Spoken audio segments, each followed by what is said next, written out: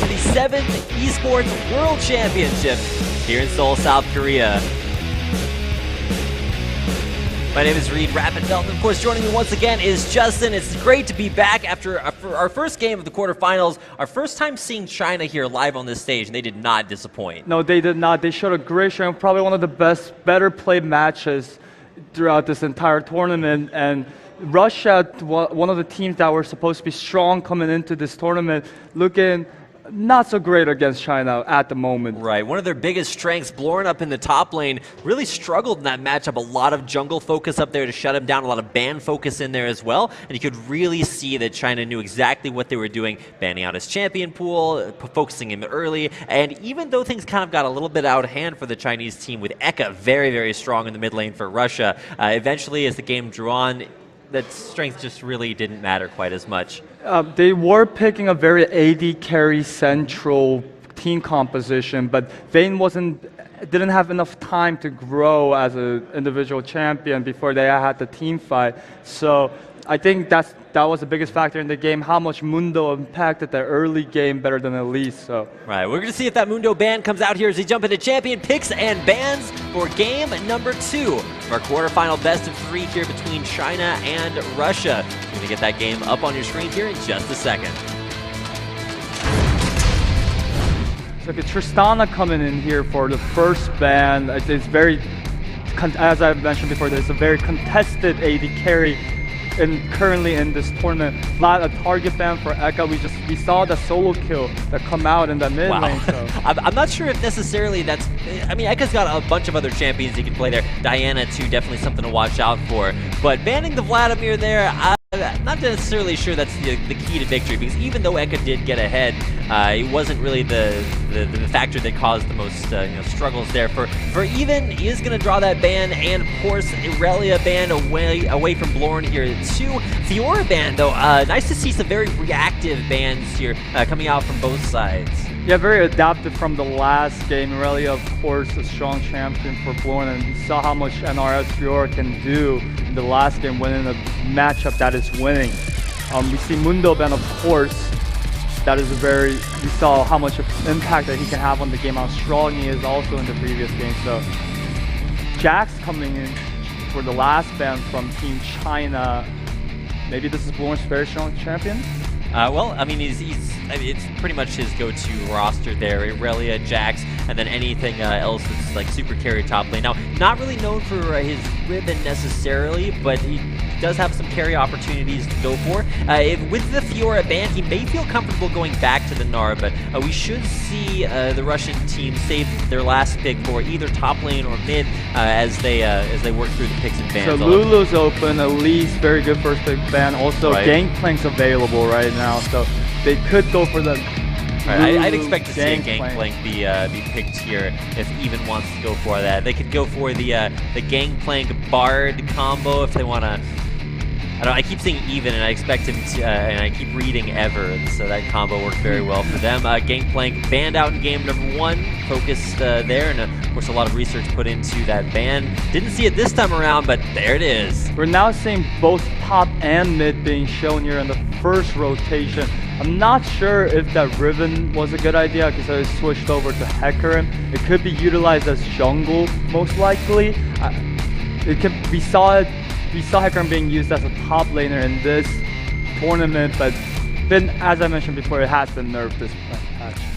Right, Vici Gaming's team here as Chinese representatives have a lot of confidence grabbing their carries just right off the bat. So team composition, it'll flesh itself out as you go down the line, but it'll be interesting to see how Russia reacts to this. Now, Irugod's still going on a very comfort champion. To be fair, he's really practiced a lot of like, hey, if Elise is up, go for that just because it has been traditionally very strong. But we'll see if that is another pick that China can work around like they did in game number 1. However, speaking of some strong champions in the current meta, we were actually having a discussion yesterday about the different Ezreal builds as that gets locked in for Eka. Yeah, Ezreal, patch before this in 5.2 to Guinsoo's Rageblade, Ezreal was super OP, it was very strong. I'm pretty sure, from what I understand, there has been changes to Ezreal Q for the Guinsoo's Rageblade proc. Right, in so this patch, but so it's not as strong as the previous one. But still, I see a lot of blue Ezreal build coming out of this. In this meta, currently, it can be utilized both mid laner and the ADC. So I'm excited to see what's come out next. We see Corki here, also another champion that can be used in the mid lane with that. It's being hovered over at the same time as Kalista, so they might have been thinking about both of those or either one, but in the end it is Kalista that goes through there on Avenger. Now, thanks to some of the marksman changes, we've seen a lot of very diverse changes over some marksmen. Kalista, not necessarily one of the ones that have seen drastic changes to her kit, but also not a champion that we've seen played a whole lot. It's mostly been things like Vayne, Lucian, Caitlyn game thrown in there, of course, over the games yesterday, but it looks like the Lucian pick is what's going to get locked in here by Darker. Not going for the Vayne hyper carry, just looking for a little bit more lane strength. Yes, and we see now a double AD carry composition with Lulu top lane. So now we can see what kind of a picture that this team is drawing in terms of their team composition. To talk about Team China for a little bit, Kalista, very contested pick in the previous patches, just because of her ability to objective control just with her Ren. So that's very strong in terms of picking dragons, barons, and stuff like that. So, and Darius being hovered over and it's actually going to get picked right here. Yeah, it's getting locked in. Blorn going for the Darius pick. And keep in mind, this is a Darius into question mark. That could still be, swapping around like maybe the Hecarim into the jungle, the Gangplank mid lane. That would leave top lane open. But it does look like it's going to be Gangplank mid, Hecarim top lane. And this will be a jungle pick saved for last on Vici Gaming. It's the Chinese team here. Teacher, what's he going to lock in for Destron? Gragas possibly? Gragas possibly. A lot of options here. There's Rek'Sai open, there's Kindred open, but they're probably looking for more tankier jungler, I guess, in this situation with more utility, so they're trying to go with Gragas. And you picked fine here with Elise being gone already. So, but this is where you pick the Sejuani jungle, set up for like a Glacial Prison right to Gangplank Barrel. That's that combo I like to see. However, Sejuani, not really a champion that used to be actually pretty good. Yeah, but had nerfed to her champion itself and Cinderhold, so that's what really brought down the meta. Hard. But it's really exciting to see Lulu utilized as a support for the first time in this tournament. Right, I think we were both expecting that to go up to the top lane for Blorn, but he's picking this is a very Blorn champion if you've gotten a chance to watch a lot of his games. He just picks a lane-dominant top laner and then tries to make it work. Now, of course, he is going up against NRF this time around with Hecarim, and this is Ignite Hecarim with Teleport, so he's not going to have the flash mobility, but he is going to have a lot of strength in lane. Saw what a big difference Ignite made mid lane for Ekka in that 1v1 versus even in game 1. Now we might be seeing that same difference up at the top lane, Ignite being played against, no Ignite Summoner before. Yeah, we haven't really seen Darius to come to his full potential at Worlds when everyone thought he was very strong in the meta. He has received nerfs since then, but it's still a very strong champion, a very strong juggernaut. As I mentioned before, Hecarim has also been nerfed. I'm excited to see how this matchup is going to go. And if China wins this game, then they are through to the semi-finals. Quarterfinal matchup. We're about to get game number 2 underway here in just a second, loading in for China versus Russia, game 2.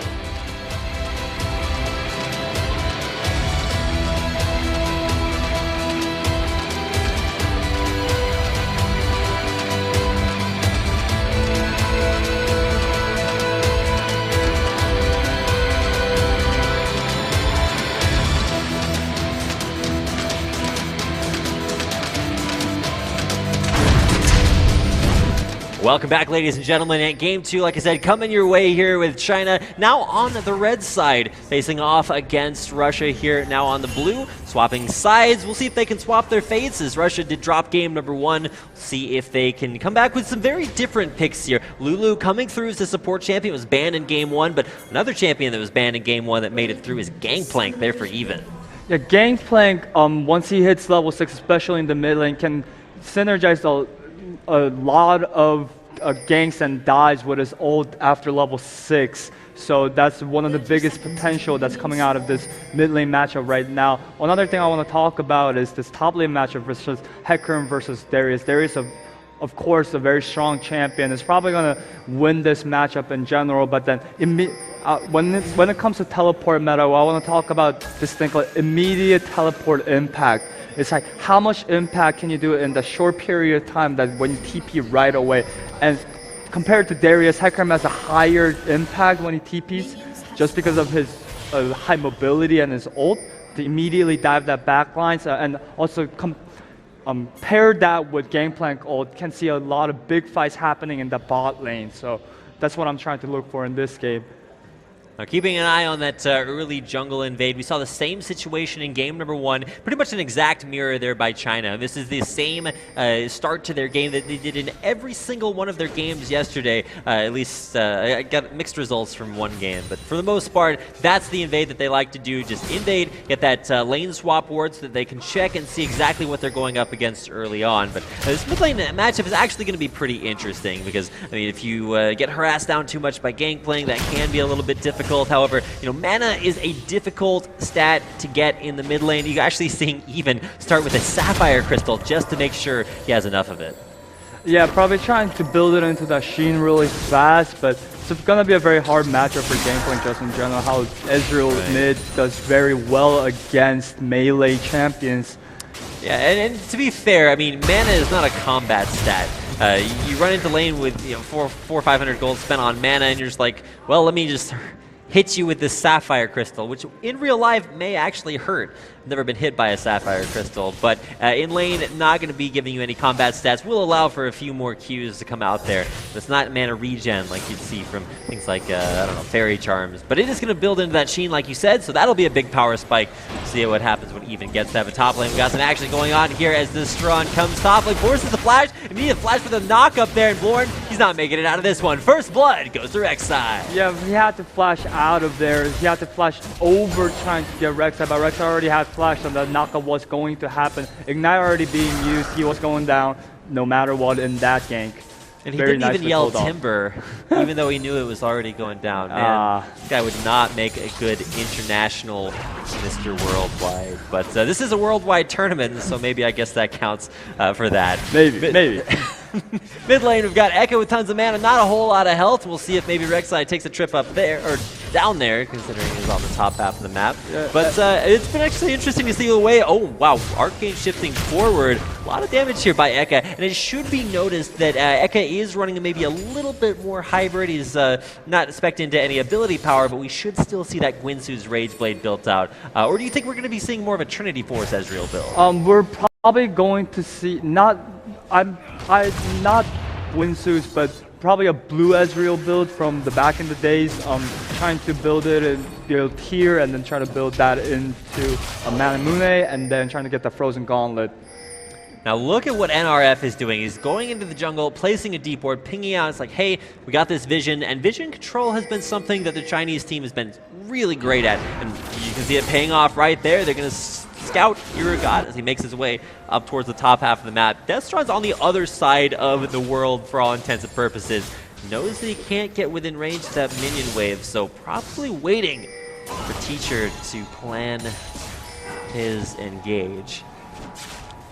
Still waiting. This is what I like to call the hotshot gank. If you remember when he used to play jungle, he was just like, he'd pick a lane and he'd go sit in that lane for as long as he possibly could. There's the engage there. Faceless will be, or Fearless rather, will be forced to flash away there. Faceless being fearless, and now Darker forward, taking a lot of that damage. I'm not sure what Faceless was really expecting to happen there. He's like, okay, well, I'm supporting my AD carry.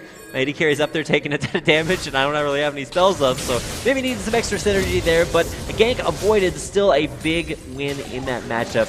A nice all-in coming in from Alistar. The burned Ignite on the way, but no, only Flash was blown for Faceless, so Darker still holding on to both of his summoners, so this lane is still very even, but that was a very good trade coming in from bot lane from TrinityWorld. So TrinityWorld, they're, I guess, up as far as, positioning in lane, but I'm not sure even if they can go for this dive on NRF. They've pushed in their top lane, they've pushed in their mid lane, but bottom lane still a kind of a point of struggle here. Darker and Faceless pretty shoved under their bottom turret. And looks like we might see another gank here if they extend it even a little bit. Man. Darker he's got bait written all over his forehead, and there's the headbutt, the pulverize, and oh, nice flash out from Darker. Faceless in a little bit of a rough spot, Summoner heal being used, and there comes the Gangplank ult. It's gonna find 1 kill. Darker, fortunate enough to survive, but perfect usage there by Even. He's like, yeah, I want that kill. You know, a little bit later than I expected. Maybe he just hit level 6, but that was the biggest thing I was expecting coming into this game, is that 4v2 synergy in that bot lane when Gangplank hits level 6. That ult is very strong, and they're able to dive that properly and get that kill. Yeah, really well played. Kind of window shopping there for Even. He's like, hey, what's that? A 2 HP champion? Let me just go ahead and drop a quick ult real fast. Grabs himself that kill, and he does have Sheen as his first item built out of that Sapphire Crystal. You can already see that paying off in lane. He's able to come back from a little bit of a CS deficit that he started to develop early, but here comes Destron. He's right on top of Eka. There's the Arcane Shift. No real damage onto Eka, but he is forced to run backwards in the lane. Does have a wave of minions to kill him. Yeah, probably wouldn't have had to flash out if he was running something like heal, but he's actually running Ignite on this Ezreal for more kill potential, but he always does have that Arcane Shift. It's really hard to gank this lane in general if you're running an Ezreal mid, so very nice gank coming in from Destron once. Now, it'll be interesting to see how this transpires as far as his build's concerned. I was expecting the tier first. He went for a long sword instead. There's the Arcane Shift. Oh, no, Eka. Headbutt, the Pulverize. And NRF just slides on in there for the kill. To be fair, Even did get dropped very, very low by Ignite there, but unable to pick that one up. Spider coming in, but he's not going to steal that away. Urgot's running away, no mana, but that Arcane Shift made that gank a little too easy for the mid lane. Yeah, Gangplank a champion that is has a harder mid to oh my god, Darker, no way to get out of that. Knockup into knockup. Yeah, he's not even running cleanse. He couldn't get out of that even if he had a way to. Just knockups chain perfectly. China picks up their 4th kill of the game. Yeah, very strong showing from Team China overall. Continuation from the previous match. They're getting leads where they need to, and they're doing things perfectly, diving very well, not having any death at this moment, and taking the strategy. So you see that objective control coming in from Kalista. Very nicely done. And with this first dragon being secured there by Vici Gaming's Chinese representatives, the extra damage is going to be pretty exciting to watch there, especially for Gangplank, who's now completed more extra damage for himself. That Zeal on top of a Sheen, just so much damage. It's like, hey, what if you made a champion who's like one real damage ability is like super strong, and then you gave him like ridiculous amounts of gold generation so that he could get even stronger there, and then, you know, Dragon comes out to give him even more combat stats, and it's gonna be even better for the mid lane. Hey, Ghost Crawler, are you watching this?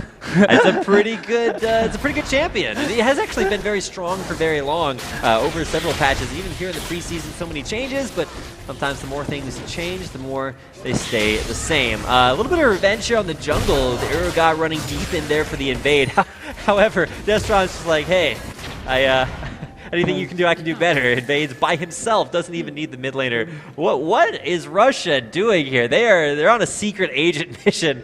They need to play some Mission Impossible music. They do have deep wards in the top side red jungle of the Team China VG right now, but I don't think those wards are very helpful at this moment, where all the lanes are pretty much even in terms of tower differential. Interesting spot for NRF to be in, but he is so fast that actually, whoa, he's just going to turn back in onto Eka, and there's the Gangplank ult from Even to take him down. Born trying to find himself a kill there, goes for the ult, gets the kill for a turnaround, but does have to be kind of careful he doesn't die to that Gangplank ult. A nice 1-for-1, and that does put Russia on the board with their first kill of the game. Yeah, I feel like NRF could have gotten that double kill if he was fighting in that Gangplank ult, but chose to just walk outside just a little bit. But, you know, there's still good ult coming out from Even right there. He's utilizing his Gangplank ult very well, synergizing with his team very well, so already 2 kills for him, and this is a champion like I always wanted to talk about. Has a very hard early and mid game, but once he hits that Triforce power spike, he's very strong. Yeah, actually, ridiculous. We actually saw the same situation in our broadcasted game from Russia yesterday when Blorn hit his Trinity Force Power Spike he teleported bottom lane into a wave of minions, and then Blade Surge one-shot the enemy support. It's like, hey, Trinity Force Power Spike, it's pretty good. So we'll be seeing that come out right about now as Even completes that. It's his only item other than those biscuits, but I think it's the only one he really needs at this point. Very, very strong, and just great synergy. Really strong team fighting here by Vici Gaming's Chinese team. The biggest thing that I was sort of question marking for myself for China is, can they play together? We already knew they were strong individually, but man, they are really coming together, and it's very difficult for Rush to deal with. Yeah, team communication is very strong. We see a TP coming in here from Gangplank. Big CC there by Teacher. He's going to throw his ult on. He is basically invincible. So is Destron, and Eka just cannot run far enough. Darker's got a nice culling there to coming from the backside, but I'm not sure if he really has enough damage to be a threat there in that fight. Meanwhile, Irugat, he's on a secret agent mission of his own.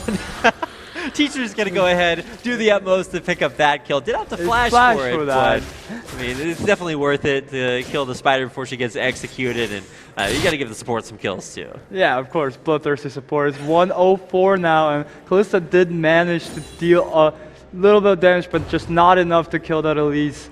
Very reactive teleport coming in from Gangplank right there, so that was also very great.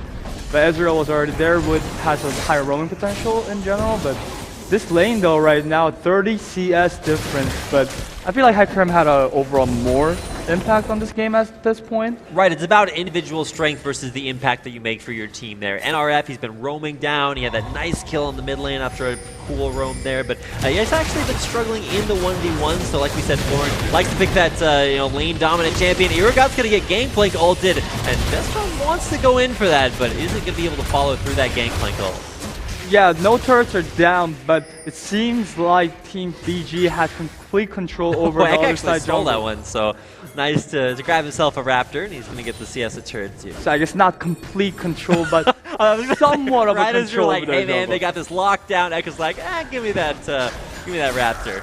Able to take that one away. So a moral victory, if not an actual one. We'll see what Ekka can do with that. You're going to be seeing double Essence Reavers completed there, both for Darker and Ekka. But I mean, those are items that get stronger with more itemization that you pile on top of them, not necessarily power spikes like we're seeing from that Trinity Force. And first item, Runan's Hurricane for Avenger.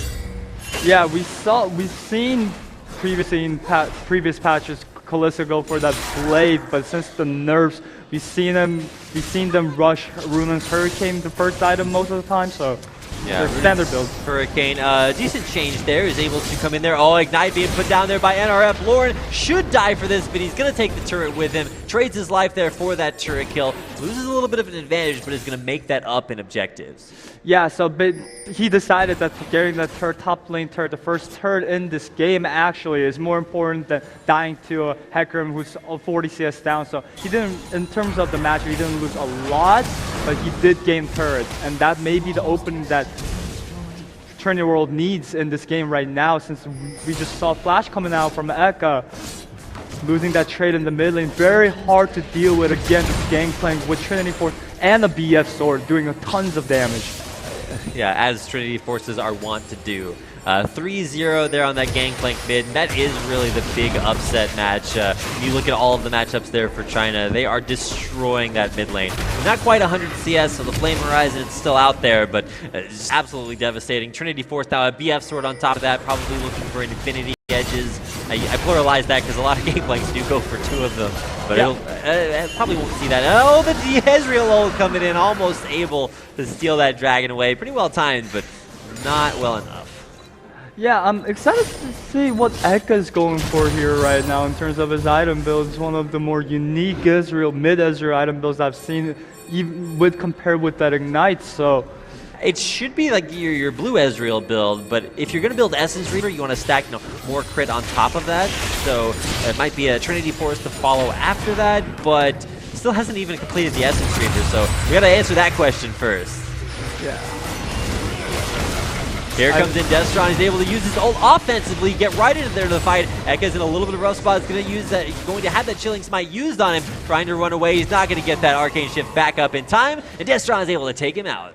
Gangplank doing tons of damage, and they're again synergizing their skill compositions very well, their kits very well.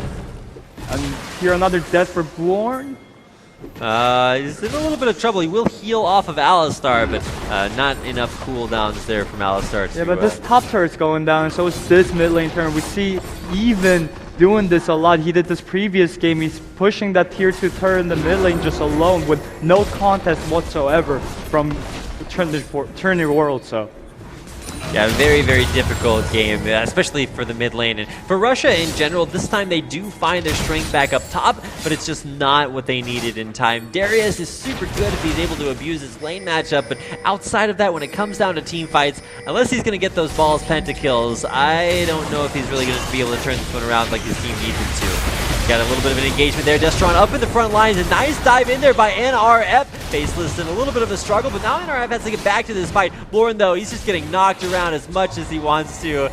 Something tells me Gangplank, as soon as he gets his Q back up, he's looking for the kill. Lauren having to run straight away, but there's the Chilling Smite, and they're trying to get this one to Even, and Even will pick it up there off the Parlay, which is somewhat ironic considering that Parlay, he's making peace and he's using it to kill someone. So it's actually Parlay, so it might have a different meaning. Unstoppable. While we're talking about Parlay, he's making peace with yet another kill now. 12-2. China are not playing around. Well, I guess they are playing this game, but they are certainly doing it very, very cool, calm, calculated. A lot of those C words that mean they are confident in their play. 12-2, certainly indicative of that. Yeah, so the team fight seemed like Destron once was getting caught out in the opposing jungle, but the NRF and all the rest of the team members were able to collapse way faster. And just at this point where there's this much goal differential, it's very hard to come back, even in a team fight where you're supposed to win. I think we learned one thing. It's that TrinityWorld are pretty good at securing their jungle camps. Ezreal able to steal away a wolf there, also able to steal away a raptor earlier. It's like, oh, hey, you got to get your little advantages while you can. Faceless, it's all he can do to clear out that Banshee as it roams out through the upper river. But speaking of upper river, this Rift Herald is going to turn into Baron here in a couple of minutes, and we might see one, if not both of those, go over to Vici's team here. They are able to position correctly for it. But speaking of positioning, TrinityWorld's got to get back to base. Yeah, we're 18 minutes in. Oh, we might hear Sia. Actually, no, the barrels were missed. I thought we might see a solo kill here, right here. Gangplank again, 501, very strong. We've got Even versus Blorn. Now, Teleport should be able to turn this matchup around, and you can see there it is. If Blorn's actually going to try to teleport away, but he gets it canceled right in the face of Destron. It wasn't a teleport coming in, it was Rek'Sai, and that 3v1 is not going to go in Blorn's favor. So close, but not enough. He saw that Rek'Sai coming in. Maybe he has enough time before Rek'Sai can knock him up. Oh no, Irugod actually might be able to turn this one around. Avenger taking a lot of damage, but he does have that Fate's Call. Eka in a little bit of a rough spot there. Gonna get turned around, gonna get the knockup. Avenger still alive, off to the back, but it's Even going godlike with his 8th kill of the game. A double kill picked up there, and Even is a monster. Yeah, TrinityWorld trying their best, trying to find openings to this game. They know the enemies in their jungle. Team China Vici is not being very careful in terms of their positioning in the enemy side jungle, but it doesn't matter at this point because they do so much damage. There's a 10k, 15k gold differential in under 20 minutes. This game seems almost over. Yeah, 20 minutes. You can't even surrender yet. China is absolutely crushing down bottom lane, top lane, every single place around the map there. Even Blorn is going to get ulted on. He's probably going to go down. Doesn't even get 2 points off the dunk there. And as top lane goes down, bottom lane's also going to have its inhibitor taken. I guess top lane inhibitor is still available, but Darker, we'll see how long he can hold that top up.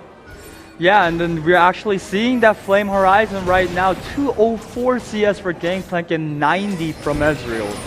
Gosh, Even, you start to realize why Gangplank was banned in game number 1. It has been a champion that Even has been extremely strong with over the course of not just this tournament. I haven't seen him play elsewhere, but you can see immediately the first ban there in game number 1. Even Russia knew that they had to take that away from Even. Didn't do so in game 2. Now here we are. Champions like Gangplank rise with weak early game, but very strong late game. You have to try to put that into your calculation with the early game jungle path and try to impact that lane.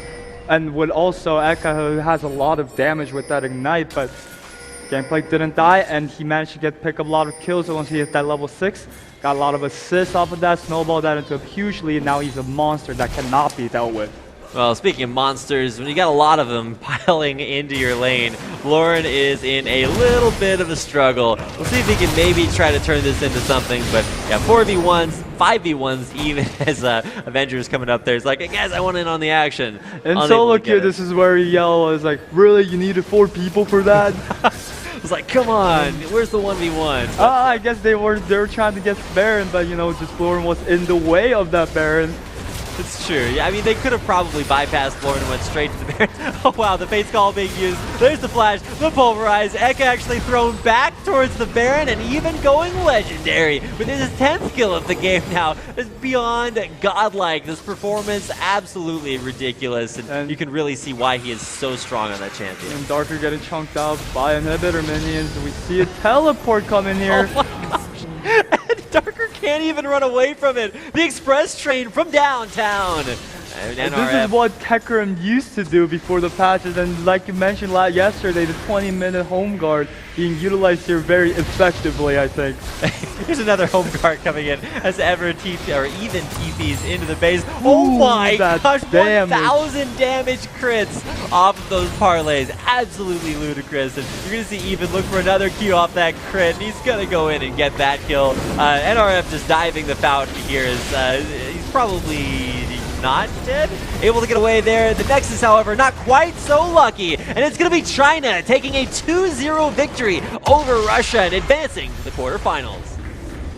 Semifinals there. Had to make sure I was in the right part of the tournament. A 22-2 victory there for China. An absolute domination. Incredibly excited to see how far this team can go in the tournament.